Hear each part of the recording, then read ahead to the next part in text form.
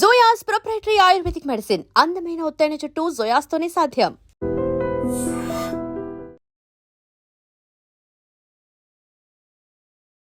Welcome to I dream media. So జనరల్గా వింటూ ఉంటాం ఏంటంటే పల్మనరీ ఎంబోలిజం అంటే ఇది ఒక లంగ్స్కి వచ్చే సమస్య అనమాట. అసలు ఏంటిది, దీని లక్షణాలు ఎలా ఉంటాయి, ఎందుకు వస్తుంది, రాకుండా జాగ్రత్తలు ఏం తీసుకోవాలి, ట్రీట్మెంట్ అంటే ఏముంది, ముందుగానే గుర్తించవచ్చా, వివరాలు తెలుసుకుందాం. మనతో పాటు ప్రముఖ interventional cardiologist doctor Kiran Teja గారు ఉన్నారు. డాక్టర్ గారు నమస్తే అండి. నమస్తే డాక్టర్ గారు, పల్మనరీ ఎంబోలిజం ఇది వస్తే అంటే అంత త్వరగా మనము దాని నుంచి తేరుకోలేము అని చెప్తూ ఉంటారు. సో నిజమా డాక్టర్ గారు అది? పల్మనరీ ఎంబోలిజం అనేది one of the most common, అంటే చాలా ఉన్న అన్ని డెత్ మార్టాలిటీ ఉన్న అన్ని జబ్బుల్లోనూ most common cause, one of the most common cause pulmonary embolism. అంటే అది వచ్చింది అంటే చనిపోయే ఛాన్సెస్ ఎక్కువ. సో దాన్ని ప్రివెంట్ చేయడంలోనే చాలా మంది డాక్టర్లు యూజువల్గా మెడిసిన్స్ అవి ఇస్తూ ఉంటారు. ప్రివెన్షన్ అంటే ఎట్లాగా? ఇప్పుడు మనకి కొన్ని కారణాల వల్ల యూజువల్గా పల్మనరీ ఎంబోలిజం అనేది వస్తుంది. ఒకటి, ఏదైనా మేజర్ ఆపరేషన్ అయినా, లాంగ్ ఎయిర్ ట్రావెల్, చాలా దూరం గనక మనము ఫ్లైట్లో ట్రావెల్ చేస్తూ కాళ్ళు కదపకుండా ఉన్నా, ప్రెగ్నెన్సీ టైంలో అయినా, కాంట్రాసెప్టివ్ పిల్స్ వేసుకున్నప్పుడైనా, ఇలాంటి కొన్ని కారణాలు యూజువల్గా ఉన్నప్పుడు పల్మనరీ ఎంబోలిజం వచ్చే ఛాన్స్ ఎక్కువ. బేసిక్గా పల్మనరీ ఎంబోలిజం అనేది లంగ్ అటాక్ లాంటిది. మీరు అందరూ హార్ట్ అటాక్ విని ఉంటారు కదా. హార్ట్కి వెళ్ళే రక్తం సప్లైలో బ్లాక్ ఉంటే ఎలాగైతే మీరు హార్ట్ అటాక్ అంటారో, అలా లంగ్కి వెళ్ళే బ్లడ్ వెజల్లో బ్లాక్ ఉంటే లంగ్ అటాక్ అంటారు. దాన్నే మనం పల్మనరీ ఎంబోలిజం అంటాం. సో ఈ క్లాట్ అనేది అక్కడికక్కడ ఫామ్ కాకుండా యూజువల్గా కాళ్ళ నుంచి పైకి వచ్చి కాళ్ళలో ఫామ్ అవుతుంది. కాళ్ళలో వెయిన్స్ ఉంటాయి, ఆ వెయిన్స్లో బ్లడ్ క్లాట్ ఫామ్ అయ్యి అది అక్కడి నుంచి ఊడిపోయి పైకి రావడాన్ని మనం పల్మనరీ ఎంబోలిజం అని పిలుస్తాం. ఇది అంటే ఇది ఎవరెవరిలో వస్తుంది? అట్లా జనరల్గా ఈ ఏజ్ వాళ్ళలో వస్తుంది మీరు అన్నారు, సర్జరీ జరిగిన లేదా ఎక్కువ ట్రావెల్ చేసిన అట్లా. కానీ ఈ ఏజ్ వాళ్ళు, ఇలాంటి కండిషన్ ఉన్న వాళ్ళు, ఇలాంటి కోమార్బిడిటీస్ ఉన్న వాళ్ళు, వీళ్ళలో కూడా వస్తుంది అంటే ఎవరు ఉంటారు? యూజువల్గా బీపీ, షుగర్, ఇలా ఏవైతే కోమార్బిడ్స్ మామూలుగా హార్ట్ అటాక్ వాళ్ళకు ఉన్నాయో వాళ్ళందరికీ ఇది వచ్చే ఛాన్స్ ఉంది.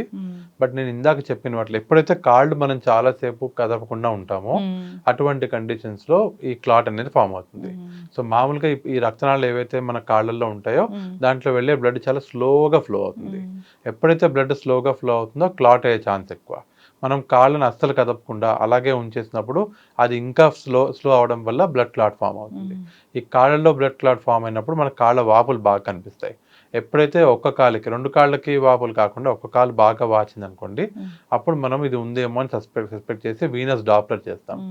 అక్కడ కనుక క్లాట్ ఉంటే ఆ క్లాట్ అక్కడ నుంచి ఏ నిమిషమైనా విడిపోయి పైకి వెళ్ళి లంగ్స్ని ఎఫెక్ట్ చేయొచ్చు. ఇది రాకుండా మనం ఏం చేస్తామంటే, ఎప్పుడైనా సరే ఒక మేజర్ సర్జరీ అయింది, డాక్టర్ గారు ఖచ్చితంగా మీకు ఒక యాంటీ కోయాగులెంట్ అని ఒక ఇంజెక్షన్ పెడతారు. అది పెట్టినప్పుడు ఈ డీవిటీ క్లాట్ ఫార్మేషన్ అనేది వెయిన్లో కాళ్ళలో రాకుండా ఉంటుంది. ఓకే. సి సెక్షన్ అయినప్పుడు కూడా ఇస్తారా? ఎనీ సర్జరీ మనం ఒక 24 hours కంటే ఎక్కువ రెస్ట్, ప్లెయిన్ బెడ్ మీద ఉండాల్సి వస్తుంది అన్నప్పుడు ఖచ్చితంగా ఇస్తారు. ఓకే. జనరల్గా కూడా ఇలాంటి ప్రాబ్లం వస్తుందేమోనని ముందుగానే తీసుకోవచ్చా డాక్టర్ గారు? ఏ కండిషన్లో? జనరల్గానే ఇప్పుడు ఇలా క్లాట్ అవుతుంది అనే భయం ఉంది, ఇది అలా కూడా ఇస్తాం.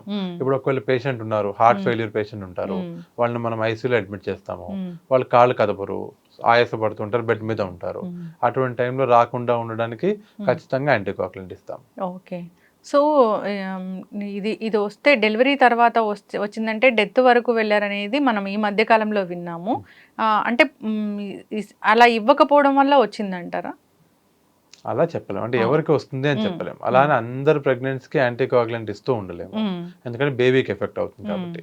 సో వచ్చే ఛాన్స్ అయితే ఎక్కువగా ఉంది. మోస్ట్ ఇంపార్టెంట్ ఎక్కడ కాన్సన్ట్రేట్ చేయాలంటే, ఒక పేషెంట్ కనుక డెలివరీ అయిపోయిన తర్వాత కానీ డెలివరీకి కొంచెం ముందు కానీ విపరీతమైన ఆయాసం వస్తుంది అన్నప్పుడు గుండె స్కాన్లో తెలిసిపోతుంది. కుడివైపు ఉన్న గుండె కొంచెం వాచినట్టుగా ఉంటుంది. ఒకవేళ డాక్టర్ గారు కనుక అలా ఉంది అని అన్నారనుకోండి, ఖచ్చితంగా మనం వెంటనే సిటీ స్కాన్ ద్వారా బ్లాక్ ఉందా లేదా చెప్తాము. అలా ఉన్నప్పుడు వెంటనే దానికి ఒక ఇంజెక్షన్ ఇస్తే అది కరిగిపోయే ఛాన్స్ ఉంది. అలా ఎవరైనా ఉమెన్ కొన్ని రకాల హార్ట్ ఇష్యూస్ ఉంటాయి, అప్పుడు వీళ్ళు ప్రెగ్నెన్సీ ప్లాన్ చేయకూడదు అంటే ఎలాంటి కండిషన్స్లో వాళ్ళు ప్లాన్ చేసుకోకూడదు డాక్టర్ గారు? హార్ట్లో 2-3 కండిషన్స్కి మాత్రమే ఇలాంటివి యూజువల్గా చేయకూడదు. సో లంగ్స్, ఇందాక మనం అనుకున్నాం కదా ఒక క్లాట్ ఉంటుంది అని, ఆ హార్ట్ నుంచి లంగ్కి వెళ్ళే రక్తనాళంలో ప్రెషర్ చాలా ఎక్కువ ఉంటే దాన్ని మేము సివియర్ పల్మనరీ ఆర్టరీ హైపర్టెన్షన్ అంటాం.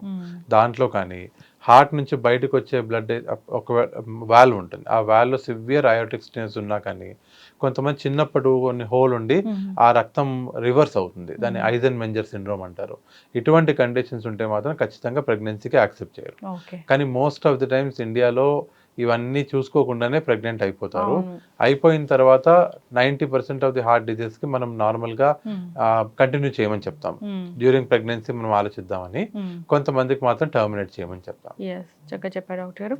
హార్ట్లో హోల్ ఉండడం అనేది అంటే చిన్నప్పుడు ఉంటే అది పెద్దయ్యాక తగ్గిపోతుంది అని చెప్తూ ఉంటారు కదా. హార్ట్లో కొన్ని హోల్స్ తగ్గిపోతాయి. అది కూడా కొంతమందికి మాత్రమే తగ్గుతాయి. హోల్స్ అనేవి వేరియస్ డిఫరెంట్ క్లాసిఫికేషన్లో ఉంటాయి. కొన్నిటిని మేము సైనోటిక్ అంటాము, కొన్నిటిని ఏ సైనోటిక్ అంటాం. అంటే మనం మొత్తం బ్లూ కలర్లో పిల్లాడు మారిపోతున్నాడు అంటారు కదా, అవన్నీ సైనోటిక్. అలా మారకుండా హోల్స్ ఉంటాయి. అటువంటివి తనంతట తానుగా క్లోజ్ అయ్యే ఛాన్స్ ఉంది. అది కూడా 4 ఏళ్ల వరకు ఆగుతాము. 4 ఏళ్ల లోపు కనుక అది క్లోజ్ అవ్వలేదు అంటే ఖచ్చితంగా మేమే దాన్ని ఐదర్ డివైస్ ద్వారా కానీ ఒక సర్జరీ ద్వారా కానీ క్లోజ్ చేయడానికి ట్రై చేస్తాం. ఓకే. ఈ పల్మనరీ ఎంబాలిజం అనేది రాకుండా ఉండాలంటే ఏం జాగ్రత్తలు తీసుకోవాలి? కాళ్ళు ఫ్రీక్వెంట్గా కదుపుతూ ఉండాలి. లాంగ్ డిస్టెన్స్ ట్రావెల్ చేస్తున్నప్పుడు లేచి నడుస్తుండాలి. ఒకే చోట చాలాసేపు కూర్చుని ఉండకూడదు. ఆ తర్వాత ఆపరేషన్ అప్పుడు కానీ ఏదైనా క్రానిక్ ఇల్నెస్ ఉండి అడ్మిట్ చేసినప్పుడు డాక్టర్ గారు యాంటీకోయాగులేషన్ ఇస్తే సరిపోతుంది. ప్రివెన్షన్ కంటే ముందు ఒకవేళ నిజంగా ఒక్క కాలు కనుక వాపు వస్తుంది అంటే దాన్ని నెగ్లెక్ట్ చేయకుండా డాప్లర్ చేయించుకోవడం ప్రివెంట్ చేస్తుంది. అన్నీ అయిపోయాయి అయినా ఆయాసం విపరీతంగా వస్తుంది, అన్ఎక్స్ప్లెయిన్డ్గా ఆయాసం వస్తుంది, అది సడన్గా వస్తుంది.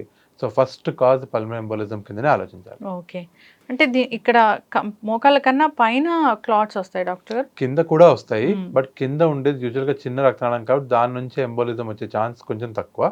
బట్ మోకాళ్ళ పై వరకు కనుక క్లాట్ ఎక్స్టెండ్ అయింది అంటే హార్ట్కి చాలా చేరువలో ఉంది కాబట్టి అక్కడ నుంచి ఎంబోలిజం అయ్యే ఛాన్స్ చాలా ఎక్కువగా ఉంటుంది. అంటే కనిపిస్తుందా, విజిబిలిటీ ఉంటుందా అది బాగా? డాప్లర్ లో కనిపిస్తుంది, అంతేగాని బయటకి ఏమీ కనిపించదు. వాపు మాత్రం కనిపిస్తుంది. సో హై రిస్క్ ఉంది, మనం ఏదైనా సర్జరీ చేయాల్సి వస్తుంది, చేసే టైంలో ఎంబోలిజం వచ్చే ఛాన్స్ ఉంది అంటే ఐవీసీ ఫిల్టర్ అని ఒకటి మేము పెడతాం. ఈ కాల్ నుంచి గుండెకి వెళ్ళే రక్తనాళం ఏదైతే ఉందో దాన్ని మేము ఐవీసీ అని పిలుస్తాం. సో ఆ ఐవీసీ అనే దాంట్లో ఒక మన ఇంట్లో ఫిల్టర్ ఎలా ఉంటుందో అలాంటి ఫిల్టర్ ఒకటి పెడతాము. అది మళ్ళీ తర్వాత తీసేయచ్చు. సో కాళ్ళదంతా క్లాట్ కరిగిపోయిన తర్వాత అది తీసేస్తాము. అది ఉన్నంత వరకు ఈ పల్మనరీ ఎంబోలిజం రాకుండా క్లాట్ కింద వరకే ఆగిపోతుంది. ఓకే, చక్కటి ఇన్ఫర్మేషన్ డాక్టర్ గారు. దీని గురించి అందరూ తెలుసుకొని ఉండాలి. కొంచెం ఆయాసం వస్తుంది లేదా ఎక్కువసేపు ట్రావెల్ చేస్తున్నారు లేదా ఒక సర్జరీ అయింది అన్నప్పుడు ఖచ్చితంగా ఫాలోఅప్ డాక్టర్ ఏం చెప్తారో ఆ ఫాలోఅప్కి వెళ్ళాలి. మీరు అన్నట్లుగా చాలాసేపు ఎక్కువసేపు కూర్చున్న వాళ్ళు అటు ఇటు కాసేపు అయినా ఒక 30 మినిట్స్ తర్వాత ఒక 3 మినిట్స్ తిరిగితే సరిపోతుంది. దాన్ని ఫాలో అవ్వాలని కోరుకున్నామండి. చక్కటి ఇన్ఫర్మేషన్ డాక్టర్ గారు.